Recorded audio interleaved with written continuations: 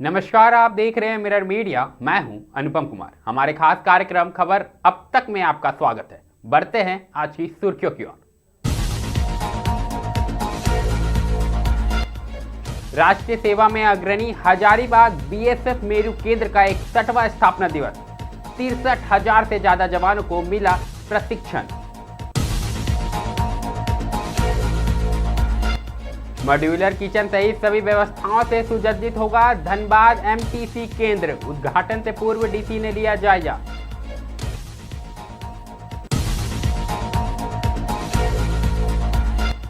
सड़कों पर यातायात नियमों का पालन करना होगा अनिवार्य। धनबाद में चला सघन जांच अभियान।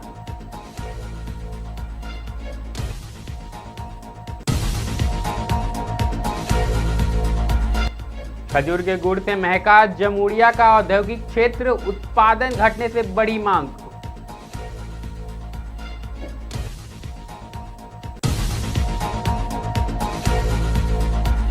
देवघर में धड़ल्ले से संचालित हो रहा है अवैध आरा मिल। बोले डीसी, दोषियों पर तय होगी कार्रवाई।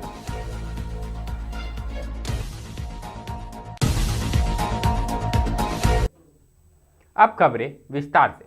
सबसे पहले बात हम हजारीबाग जिले की करेंगे, जहां सीमा सुरक्षा बल 1 दिसंबर को अपना 61वां स्थापना दिवस मनाने जा रहा है। हजारीबाग के सदर प्रखंड स्थित मेरू में सीमा सुरक्षा बल प्रशिक्षण केंद्र एवं विद्यालय का देश की सुरक्षा में महत्वपूर्ण योगदान है। यह केंद्र देश सेवा में अपनी अहम भूमिका निभा रहा है, जहां अब तक 63,956 जवानों को प्रशिक्षण दिया जा चुका है, जिसमें महिला, पुरुष और मित्र राष्ट्र के जवान भी शामिल हैं।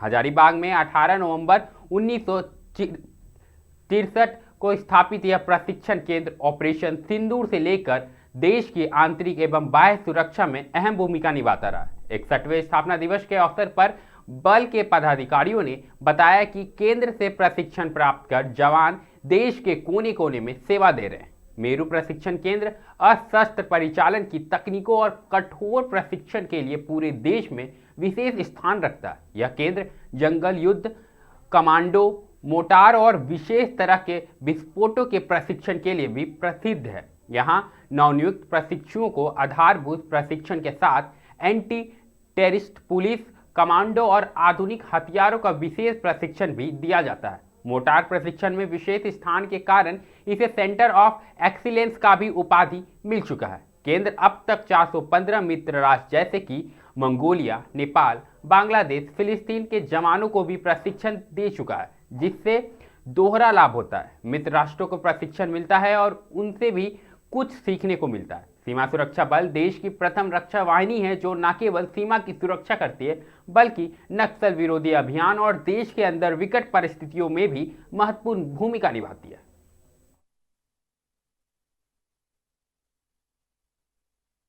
आप लोग सभी को यहाँ पर आमंत्रित हम लोगों ने अपनी सीमा सुरक्षा बल के स्थापना दिवस, और जिसका कि आप सभी को शायद कुछ एक लोगों को तो डेफिनेटली मालूम होगा, आज ये साल हम लोग हीरक जयंती के रूप में मना रहे हैं, डायमंड जुबली।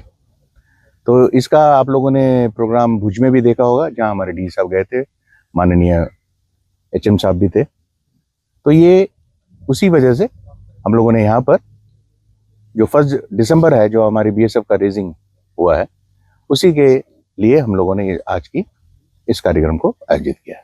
सर, बीएसएफ का क्या योगदान है देश की सुरक्षा में, क्योंकि पहली पंक्ति की सुरक्षा में? पूरा ही योगदान है। तो आप लोगों ने देखा ही होगा, जो अभी पिछले कुछ दिनों में जो समस्या आई थी, उस समस्या में आप लोगों ने पूरा इसका जो बीएसएफ का जो रोल है, सिर्फ बॉर्डर ही नहीं, अंदरूनी एरिया में भी कंप्लीटली बीएसएफ।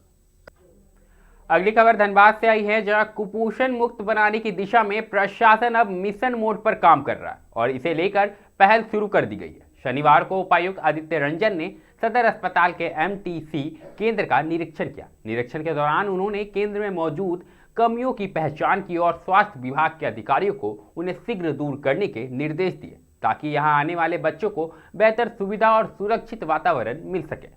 उपायुक्त ने कहा कि राज्य सरकार और केंद्र सरकार दोनों ही कुपोषण उन्मूलन को लेकर लगातार प्रयासरत है। इसी पहल के तहत सदर अस्पताल का निरीक्षण किया गया। उन्होंने बताया कि एमटीसी केंद्र को पूरी तरह उन्नत बनाया जाएगा, जिसमें बच्चों के लिए अनुकूल माहौल तैयार करना है, रसोई व्यवस्था को आधुनिक करना है और उपचार की सभी सुविधाओं को और भी बेहतर बनाना है। उन्होंने कहा कि उनका लक्ष्य है कि ऐसा वातावरण दे जहां बच्चे आराम से अपने 7 दिनों का उपचार कोर्स पूरा कर सके और उनकी ग्रोथ में भी सुधार हो। फिलहाल यह पहल सदर अस्पताल से शुरू की गई है, लेकिन आने वाले दिनों में इसे सभी प्रखंडों में भी लागू किया जाएगा। आप भी सुने उपायुक्त ने क्या कुछ कहा।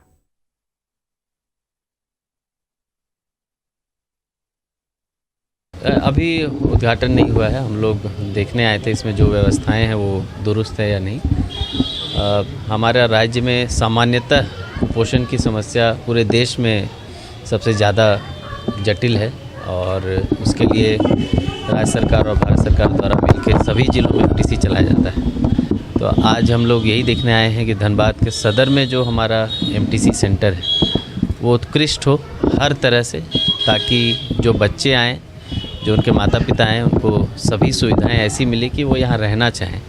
सामान्यतः देखा जाता है कि बहुत ही दबाव दिला के बच्चों को लाया जाता है, वो भी उनका जो टोटल डोज है 7 डेज़ 10 डेज़ 15 डेज़ का, वो टोटल डोज भी पूरा नहीं करते हैं और पहले ही अर्ली डिस्चार्ज करके चले जाते हैं, जिसकी वजह से वो कुपोषण के चक्र में फंस जाते हैं। तो हम लोग एक आकर्षक एमटीसी बनाने का प्रयास कर रहे हैं, जिसमें मॉड्यूलर किचन है ताकि किसी भी तरह की गंदगी नहीं हो खाना बनाने में। बच्चों को जो पोषण की चीज़ें दी जाती है उसमें किसी भी तरह का कमी ना रहे। और साथ ही साथ हम लोग पूरे एरिया को थोड़ा चाइल्ड फ्रेंडली डेवलप करने की कोशिश करें, ताकि बच्चे जो यहाँ हैं वो यहाँ रुकना चाहें। और सिस्टम ऐसा बना रहे हैं कि जो बच्चे यहाँ जितने दिन रहेंगे उसमें उनका डेली ग्रोथ रेट देखा जाएगा। प्रतिदिन उनके वज़न में क्या बदलाव आ रहा है, उनके सिर के सरकमफ्रेंस में क्या बदलाव आ रहा है, उनके बाँह की मोटाई में क्या बदलाव आ रहा है। और आने वाले समय में मुझे लगता है ये एक आदर्श कुपोषण केंद्र पूरे राज्य के लिए बनेगा, जो कि बहुत ही सहयोगी होगा कुपोषण से लड़ने के लिए। और जैसे ही यहाँ पर सभी व्यवस्थाएं दुरुस्त हो जाएगी, हम लोग का जो अदर एमटीसी सेंटर है तोपचाची में है, उन सबको भी हम लोग इसी तरह से सुदृढ़ करेंगे। हम लोग प्रयासरत हैं कल करने के लिए, देख रहे हैं अभी माननीय लोगों से समय लेकर, स्थानीय जनप्रतिनिधिगण से भी समय लेके हम लोग इसको। अगली खबर भी धनबाद से आई है, जहां सड़क सुरक्षा को लेकर यातायात पुलिस पूरी तरह से एक्टिव मोड में दिखाई दे रही है। शहर में लगातार जांच अभियान चलाए जा रहे हैं और नियमों का उल्लंघन करने वालों पर सख्त कार्रवाई की जा रही। इसी क्रम में शनिवार को धनसार मोड़ और मटकुरिया चेक पोस्ट पर विशेष अभियान चलाया गया, जहां कई वाहन चालकों के चालान काटे गए। अभियान के दौरान बिना हेलमेट, ट्रिपल लोड और बिना इंश्योरेंस वाले वाहनों सहित कई तरह की लापरवाहियों पर पुलिस ने मौके पर ही जुर्माना लगाया। वहीं नियमों का पालन न करने वालों को कड़ी चेतावनी भी दी गई कि आगे से यातायात नियमों का पालन अनिवार्य रूप से करें। जांच अभियान का नेतृत्व कर रहे इंस्पेक्टर लव कुमार ने बताया कि सड़क सुरक्षा को लेकर पुलिस की मुहिम लगातार जारी रहेगी। धनबाद को पूरी तरह यातायात नियमों के प्रति जागरूक और सुरक्षित बनाना प्राथमिक लक्ष्य है। इसी उद्देश्य से हर दिन अलग अलग स्थानों पर जांच अभियान चलाया जा रहा है, ताकि लोग नियमों का पालन करें और सुरक्षित यात्रा सुनिश्चित हो सके।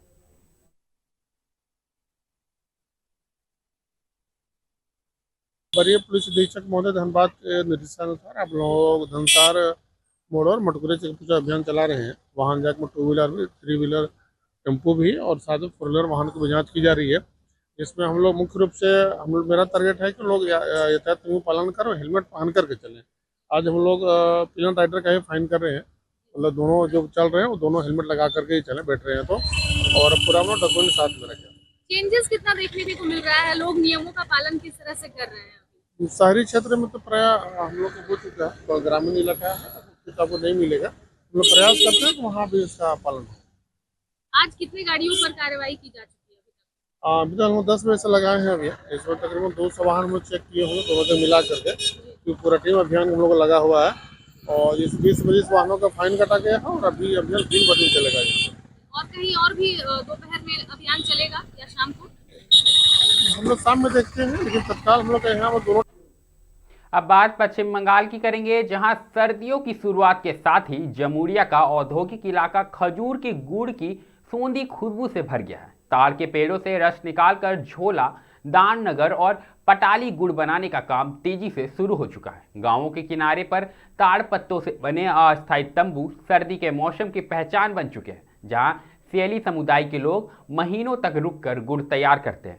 उत्पादक बताते हैं कि दोपहर में पेड़ों पर घड़े बांध दिए जाते हैं और रात भर टपकने वाला ताजा रस सुबह भट्टियों पर पहुंचता है। वहीं शहरों के फैलाव और कंक्रीट के बढ़ते ढांचे के कारण ताड़ के पेड़ कम होते जा रहे हैं, जिससे उत्पादन में गिरावट आई है, जबकि बाजार में खजूर गुड़ की मांग लगातार बढ़ती जा रही है। बुजुर्ग गुड़ निर्माताओं का कहना है कि आने वाली पीढ़ी इस मेहनत भरे काम से दूर होती जा रही है। उनकी चिंता है कि आने वाले वर्षों में असली ताड़ का गुड़ का स्वाद शायद ही कम हो जाए।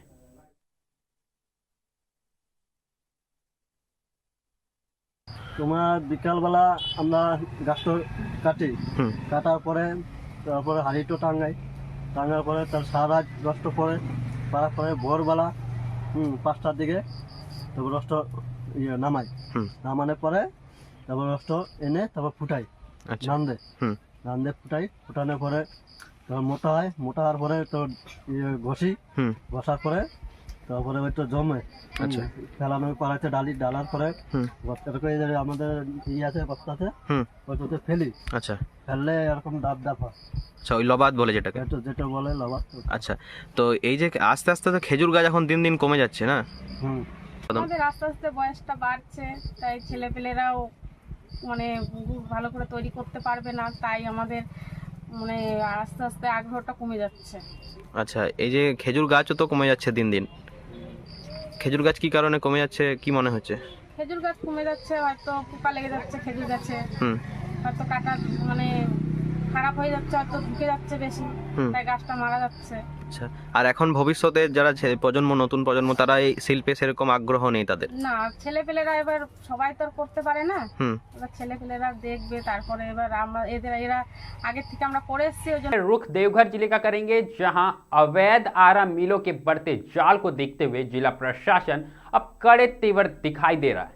ग्रामीणों से लेकर शहरी क्षेत्रों तक कई ऐसे अवैध लकड़ी कटाई केंद्र सक्रिय है, जो न केवल पर्यावरण के लिए गंभीर खतरा बने हुए हैं, बल्कि जंगलों की कीमती और सघन पेड़ों को लगातार नुकसान पहुंचा रहे। जानकारी के अनुसार देवघर में केवल 40 आरा मिलों को ही अधिकृत अनुमति दी गई है। इसके बावजूद ग्रामीण इलाकों में सैकड़ों अवैध आरा मिल संचालित पाए जा रहे हैं, जो नियमों की अनदेखी करते हुए मोटे और पुराने पेड़ों की अवैध कटाई कर रहे हैं। मामले को लेकर देवघर उपायुक्त नमन प्रियेश लकड़ा ने हाल ही में निरीक्षण किया। उन्होंने कहा कि अवैध कटाई और आरा मिल संचालन को किसी भी हाल में बर्दाश्त नहीं किया जाएगा। मामले को लेकर डीएफओ से बात की जाएगी, जो भी दोषी होंगे उनके खिलाफ कड़ी और उचित कार्रवाई अवश्य की जाएगी। आप भी सुनिए उपायुक्त ने क्या कुछ कहा। है तुरंत हम लोग अभी डीएफओ साहब से संपर्क करते हैं और इस तरह की कोई भी अगर चीज़ें हैं हम लोग के संज्ञान में डालिए, हम लोग इसमें त्वरित एक्शन लेंगे। अगली खबर जामताड़ा से आई है, जहां नाला प्रखंड अंतर्गत नुतुंडी से सागजोड़िया तक करीब 3 किलोमीटर लंबी सड़क पूरी तरह से जर्जर होकर ग्रामीणों के लिए परेशानी का सबक बन चुकी है। दरअसल नाला दुमका मुख्य सड़क से जुड़ने वाला यह मार्ग नुतुंडी मोड़ से शुरू होकर रानीडीह गांव होते हुए सागजोड़िया तक जाता है, लेकिन सड़क की दुर्दशा वर्षों से जस की तस बनी हुई है। सड़क पर जगह जगह बड़े पत्थर उभर आए हैं और गड्ढों की संख्या लगातार बढ़ती जा रही है। राहगीरों का कहना है कि पैदल चलना भी मुश्किल हो चुका है, जबकि बाइक और 4 पहिया वाहनों से सफर करना जोखिम से भरा हो चुका है। बारिश के दिनों में यह रास्ता पूरी तरह से दलदली हो जाता है, जिससे लोगों को घंटों तक फंसे रहने को मजबूर होना पड़ता है। ग्रामीणों ने बताया कि अब तक ना तो विभाग की ओर से कोई निरीक्षण हुआ और ना ही जनप्रतिनिधियों ने सड़क मरम्मत की पहल की। बच्चों, महिलाओं और बुजुर्गों को रोजाना इसी खराब रास्ते से गुजरना पड़ता है, जिससे दुर्घटनाओं की आशंका लगातार बनी रहती है। ग्रामीणों ने सड़क की मरम्मतीकरण की मांग की है और कहा है कि सड़क को जल्द ही दुरुस्त किया जाए।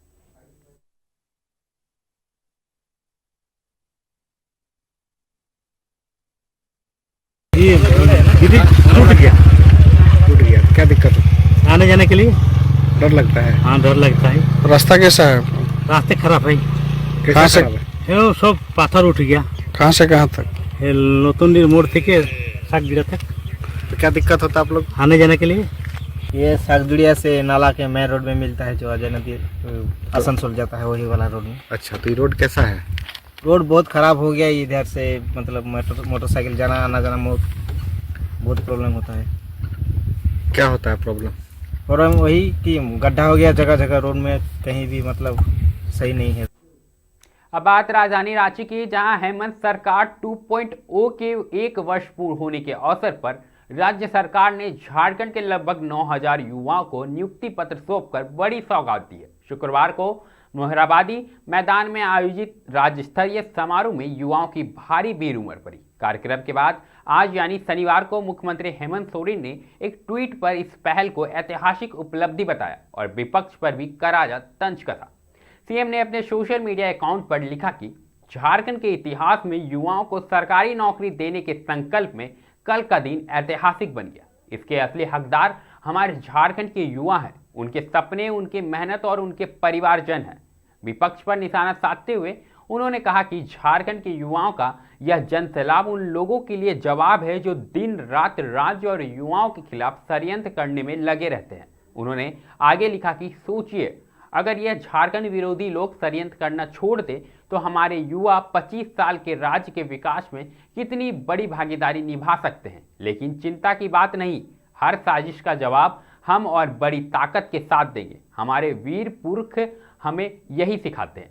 सीएम ने अपने संदेश का समापन करते हुए लिखा, जय झारखंड, जोहार झारखंड। आपको बता दें कि मोहराबादी में आयोजित यह कार्यक्रम न सिर्फ युवाओं को साधने का प्रयास है, बल्कि राज्य सरकार के रोजगार अभियान को भी नई मजबूती प्रदान करता नजर आ रहा है।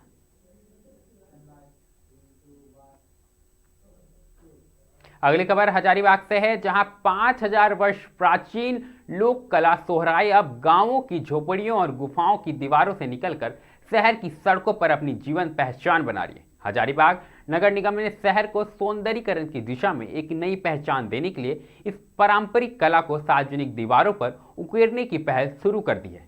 पायलट प्रोजेक्ट के रूप में निगम कार्यालय और समाहरणालय परिषद की 4 दीवारी पर सोहराई कला की भव्य पेंटिंग बनाई गई है। इन आकर्षक चित्रों ने न केवल दीवारों को नया जीवन दिया, बल्कि यहां आने वाले लोगों के लिए यह कला कौतूहल और गर्व का विषय भी बन गया। आपको बता दें कि सोहराई कला का इतिहास 5000 वर्षों से अधिक पुराना बताया जाता है और इसे जीआई टैग भी प्राप्त है। वहीं इस पहल को लेकर सहायक नगर आयुक्त ने क्या कुछ कहा, आप भी सुनिए। देखिए, नगर निगम हजारीबाग द्वारा नगर आयुक्त महोदय और विभिन्न हमारे डीसी सर के द्वारा यह कहा गया था कि जो सोहराई पेंटिंग है वो हमारी सभ्यता और संस्कृति है, इसको बचाए रखना है।